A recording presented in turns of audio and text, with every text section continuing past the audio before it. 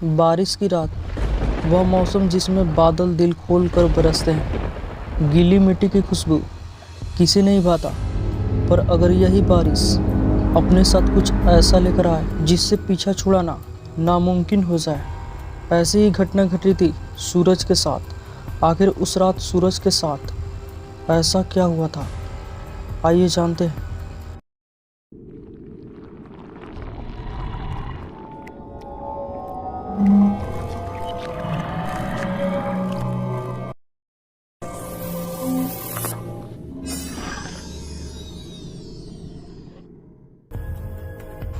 Hello दोस्तों, ये घटना 32 साल के सूरज की है।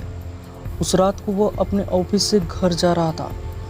उस दिन उसकी एनिवर्सरी थी, पर उसे ऑफिस से निकलने में देरी हो गई थी। घर में उसकी पत्नी रीतू उसका इंतज़ार कर रही थी, पर उसकी बाइक स्टार्ट ही नहीं हो पा रही थी। उसने सोचा कि बस आने का टाइम हो गया है, तो क्यों ना आज बस से ही चला जाए। सूरज को बस स्टैंड तक पहुंचते पहुंचते अचानक आसमान में गरज रहे बादल बरसने लगे और देखते ही देखते बहुत ही तेज बारिश होने लगी। अब सूरज अपना सूटकेस अपने सर पर रखकर बस का इंतजार करने लगा। उस बारिश से सूरज के कपड़े बुरी तरह से भीग गए थे। तभी उसके ऊपर से बारिश की बूंदें गिरना अचानक से बंद हो गई। सूरज ने अपने साइड में देखा तो एक आदमी अपनी छतरी के आधे हिस्से से सूरज को भीगने से बचा रहा था। सूरज को यह देखकर बहुत अच्छा लगा और वह उस आदमी को देखकर मुस्कुराने लगा। उस आदमी ने हाथों में ग्लव्स पहने हुए थे और आंखों पर काला चश्मा और सर पर एक काली हेट थी। इसलिए सूरज को वह आदमी दिखने में थोड़ा अजीब लग रहा था। तभी वह आदमी सूरज को देखकर कहने लग गया, यह दुनिया कितनी अजीब है, कहीं बारिश है तो कहीं सूखा है, कहीं ज़िंदगी है तो कहीं मौत है। सूरज के पास इस बात का कोई जवाब नहीं था। उसने बस मुस्कुराकर अपना सर हाँ में हिला दिया। उसी समय समीर का फ़ोन बज पड़ा। उसने पॉकेट से जैसे ही फ़ोन निकाला, उसके हाथ से वो फ़ोन ज़मीन में गिर गया। समीर जैसे ही ज़मीन से फ़ोन उठाने के लिए झुका, जिससे उसे कुछ ऐसा दिखा जिससे उसकी रूह कांप गई। उसके साथ में खड़े आदमी की टांगे ही नहीं थी और ना ही उस आदमी के जूते के अंदर पैर थे। मानो वो आदमी हवा में झूल रहा था। ये सब देखने के बाद सूरज के चेहरे का रंग बदलने लगा और उसने चुपचाप अपना फ़ोन उठाया और उसके पैरों के बारे में सोचने लगा। सूरज ने उस आदमी से दूर जाने को सोचा, लेकिन जैसे ही उसने अपनी नज़रें घुमाई तो उसने देखा कि अब पूरा बस स्टैंड ही खाली है।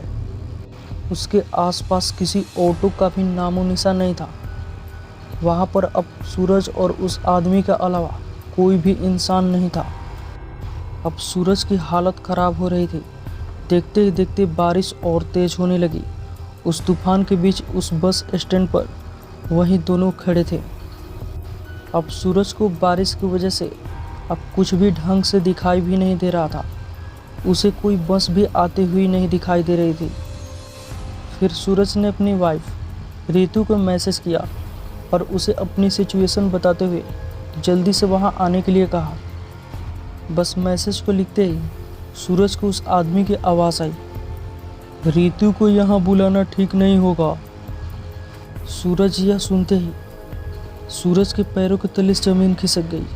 वह छतरी के नीचे से निकलकर रोड की दूसरी तरफ भागने लगा।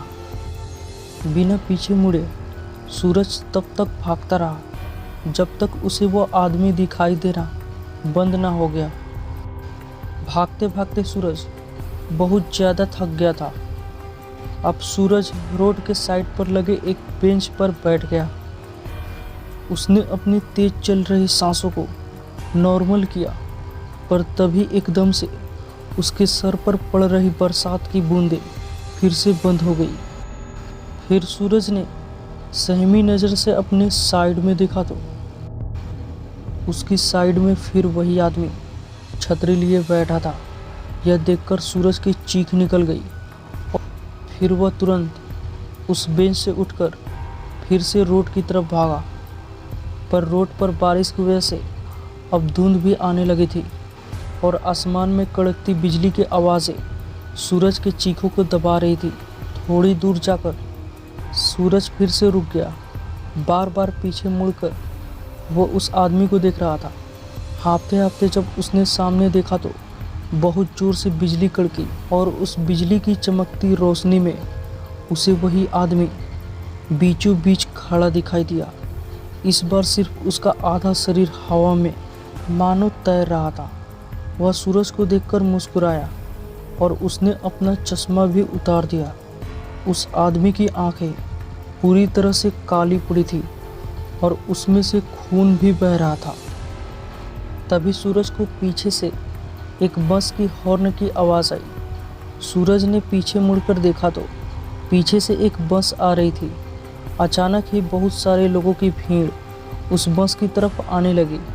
सूरज को अपनी जान बचाने का कोई और रास्ता नहीं दिख रहा था। वह भी दौड़कर उस बस पर पहुंचा। जैसे ही वह बस स्टैंड पर आई, सभी लोग धक्का मुक्की करके उस बस में घुसने की कोशिश करने लगे। उसी धक्का मुक्की में सूरज उस भीड़ के बीच गिर गया। उसके पूरे शरीर पर लोगों के पैर लग रहे थे और सूरज कुछ भी नहीं कर पा रहा था। अब बस के ड्राइवर ने भीड़ को हटाने के लिए उस बस को थोड़ा आगे कर दिया, जिसके चलते सूरज का आधा शरीर उस बस के नीचे कुचल गई और तड़पता हुआ बेचारा सूरज वहीं होश खो बैठा। तभी ऋतु सूरज की बताई हुई लोकेशन पर पहुंच गई। उसने सूरज को रोड के बीच से खून से लथपथ पड़ा दिखा दो और उसके आसपास कोई भी मौजूद नहीं था। ऋतु सूरज को जल्दी से हॉस्पिटल ले गई। सूरज की जान तो बच गई, पर सूरज ने अपने पैर हमेशा के लिए खो दिए थे। अब सूरज कभी भी नहीं चल सकता था। जब सूरज ने अपने साथ हुई घटना के बारे में बताई तो कोई भी सूरज की बातों पर विश्वास नहीं कर रहा था। लेकिन जब ऋतु ने उस बस स्टैंड से जुड़ी न्यूज़ को देखा तो उसके होश ही उड़ गए। ऋतु ने देखा कि करीबन 10 साल पहले ऐसे ही एक केस में एक आदमी की मौत हुई थी और तब से लेकर आज तक मानसून के महीने में एक आदमी ऐसे ही हादसे का शिकार होता है और पुलिस को बयान देते वक्त सभी एक अजीब काली सी आंखों वाले आदमी के बारे में बात करते हैं। ऋतु समझ गई थी कि सूरज भी उस काले आंखों वाले आदमी का शिकार हुआ था। कुछ सालों बाद डिप्रेशन के कारण सूरज की मौत हो गई। तब से ऋतु हर साल मानसून के महीने में उस बस स्टैंड पर जाती है कि उसकी मुलाकात उस काली आंखों वाले आदमी से हो जाए। ऋतु को हमेशा लगता था कि शायद वह काली आंखों वाला आदमी ऐसे ही किसी भीड़ के नीचे आकर मर गया होगा और अब वह सबसे अपना बदला ले रहा है। ऋतु उससे पूछना चाहती थी कि वह यह सब क्यों कर रहा है, पर ऋतु को वह आदमी आज तक कभी नहीं मिला, शायद कभी मिलेगा भी नहीं। पर आपको क्या लगता है, आखिर वो आदमी कौन था? और ये कहानी आपको पसंद आई हो तो वीडियो को एक लाइक ज़रूर कर देना और ऐसे ही हॉरर स्टोरी वीडियो देखने के लिए चैनल को सब्सक्राइब करना ना भूलें। Thanks for watching.